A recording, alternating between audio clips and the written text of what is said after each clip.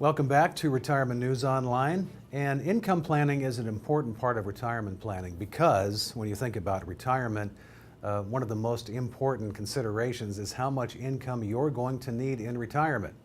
My guest, John Kelly with Kelly Financial Services, Inc. in Chicago. John, thanks for talking with us today. Why don't you talk about how you approach this for your clients? Well, Scott, the first thing, especially if they come from one of our workshops, when they come in, we educate them on how to properly plan for their Social Security retirement income benefits, because there's so many different unique ways for filing for benefits for married couples. There's over 500 specific ways between the ages of 62 and 70. When you factor in the years, if you bring in the weeks, the months, I mean, it goes into the hundreds. So the programs and the software we use, it shows our clients, it gives them a roadmap on the best way to file for these benefits so they can maximize their income in retirement. Because for a lot of clients, Social Security makes up over 70% of their retirement income.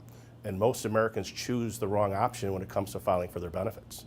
So many people, because of the longevity we're now seeing in baby boomers and retirees, it can be said that many haven't saved enough. How do you handle that situation? Well, when we come in for their appointment, we sit down and get to know each individual client, what they have put aside for retirement, if they have traditional pensions, number one, if they have put aside for 401ks, 403bs, what other additional sources of income we're going to pull from. And then we customize a report that's based on their current needs, whether it's tax-free income in retirement, whether it's longevity risk. A lot of our clients, and the number one concern most people have today in retirement, is outliving their money.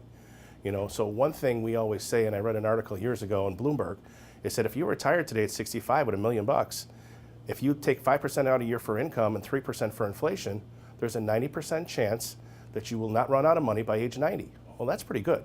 But all I know is I was coming back from Arizona there last week, and we're doing some workshops out there. If that pilot came on and said, you know what, we have a 90% chance of making it to Midway without running out of fuel, I'm going to figure a better way to get home.